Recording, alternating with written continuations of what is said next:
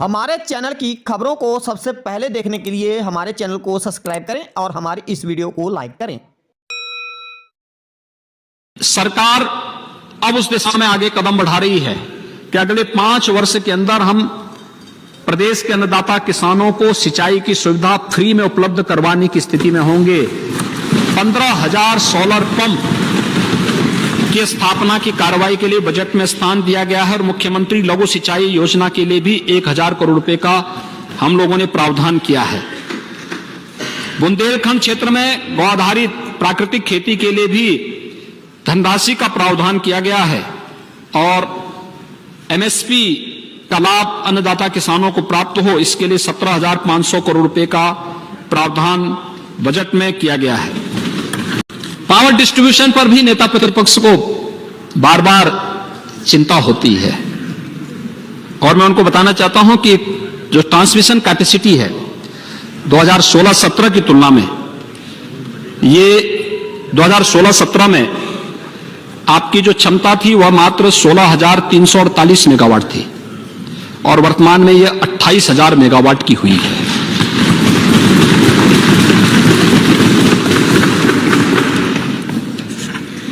प्रदेश के अंदर जो आगामी 2 वर्षों में हम ओबरा सोनभद्र की 1320 मेगावाट, जवाहरपुर एटा में 1320 मेगावाट, घाटमपुर कानपुर देहात में 1980 मेगावाट, पनकी कानपुर में 660 मेगावाट, कुल 5,280 मेगावाट की परियोजनाओं को हम पूरा करने के लक्ष्य के साथ कार्य भी कर रहे हैं। उत्तर प्रदेश में पावर ट्रांसमिशन लिमिटेड द्वारा जो कार्य आगे बढ़ाए गए हैं वह मुझे लगता है कि प्रदेश के हित में है और प्रदेश उस दिशा में तेजी के साथ अपने कार्यक्रम को आगे बढ़ाने का काम भी कर रहा है। पावर डिस्ट्रीब्यूशन तो हर व्यक्ति जानता है, अब कोई वीआईपी जनपद नहीं है, सभी 75 जनपद वीआईपी है और सभी में समान रूप से विद्युत डिस्ट्रीब्यूशन का काम भी हम लोग ईमानदारी के साथ कर रहे हैं 2017 के साथ। मैं देखता था माननीय नेता प्रतिपक्ष को, एक तरफ किसान की बात कर रहे थे, दूसरी तरफ उन्हें गोबर में बदबू नजर आ रही थी। कैसी विडंबना है। गोबर तो हमारे यहां गाय का गोबर तो बड़ा पवित्र माना गया है और मुझे लगता है कि थोड़ा भी नेता प्रतिपक्ष हम लोगों से नहीं मानते, हो सकता है वे पूजा ना करते हो, लेकिन मैं वही आ रहा हूं। मुझे लगता है कि अगर आपने चचा शिवपाल जी से ही कुछ सीखा होता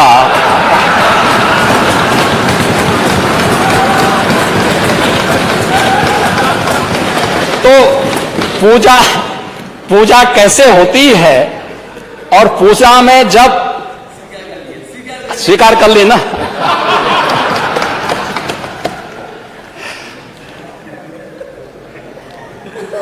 आप देखते होंगे घरों में जब पूजा होती है हर एक जगह मूर्ति नहीं होती। हाँ, गाय का गोबर, तो इसीलिए चाचा के संपर्क में आने का परिणाम है ये।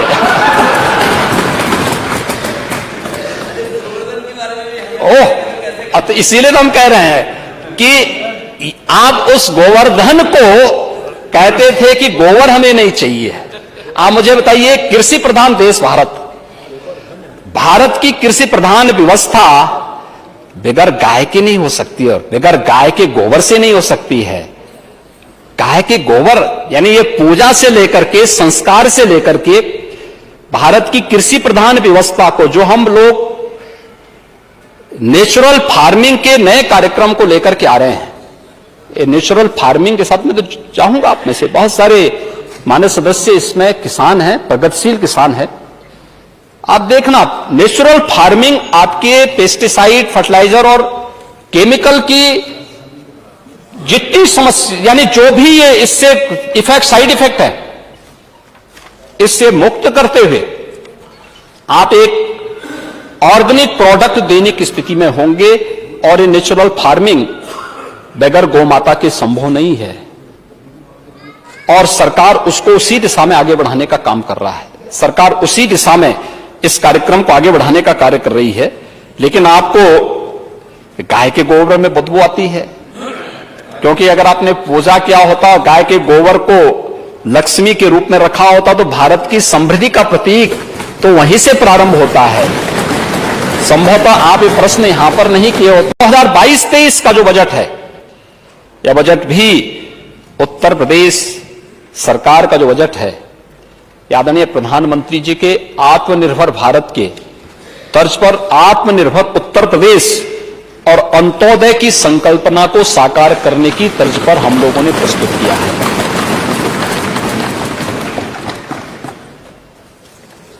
महोदय, मैंने पहले कहा कि 2000 यानी इससे पहले बजट का दायरा हमारा दुगने से अधिक हुआ है।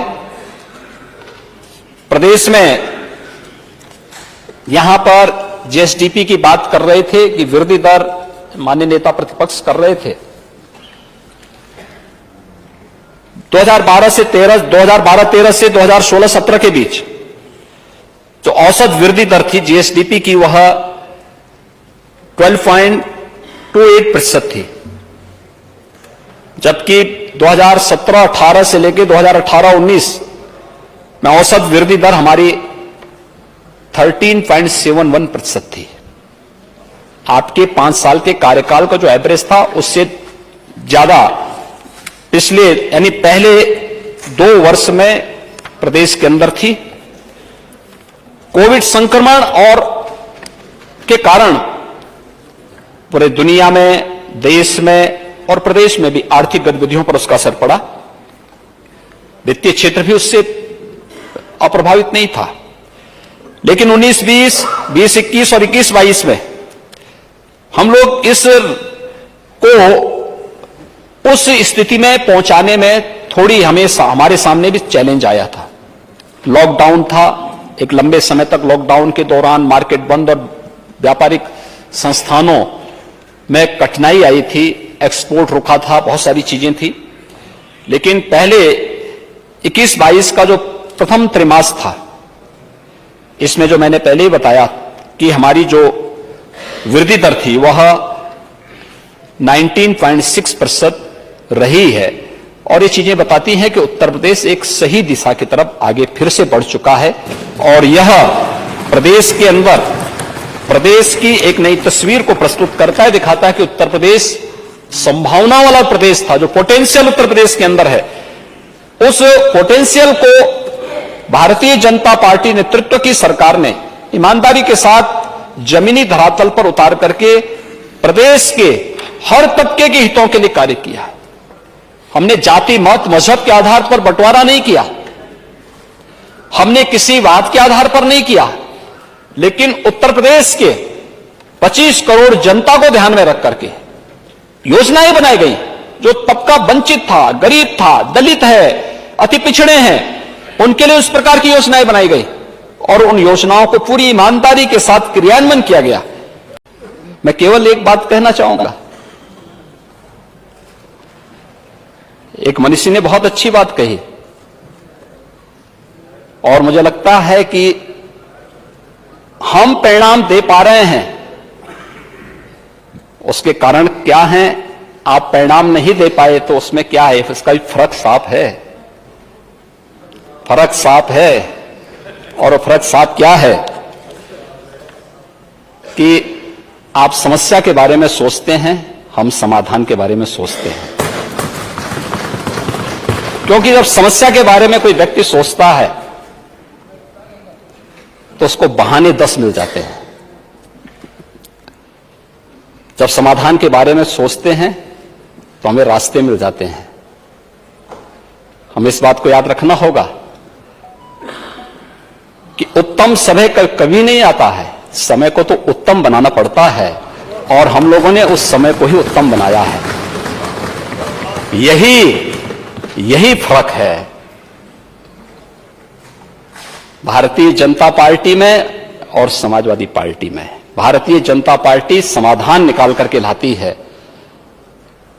गांव, गरीब, किसान, नौजवान, महिलाएं, समाज के प्रत्येक तबके के हितों के लिए क्या कुछ किया जाना है, उसका समाधान भी हमारे पास है और उस प्रकार की योजनाएं बनती हैं।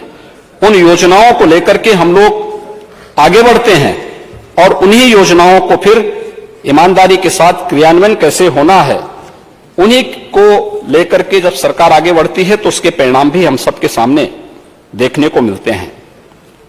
सरकार अब उस दिशा में आगे कदम बढ़ा रही है कि अगले 5 वर्ष के अंदर हम प्रदेश के अन्नदाता किसानों को सिंचाई की सुविधा फ्री में उपलब्ध करवाने की स्थिति में होंगे।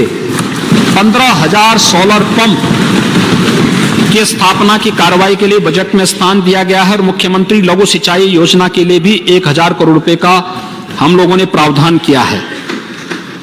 बुंदेलखंड क्षेत्र में गौ आधारित प्राकृतिक खेती के लिए भी धनराशि का प्रावधान किया गया है और एमएसपी का लाभ अन्नदाता किसानों को प्राप्त हो, इसके लिए 17,500 करोड़ रुपए का प्रावधान बजट में किया गया है।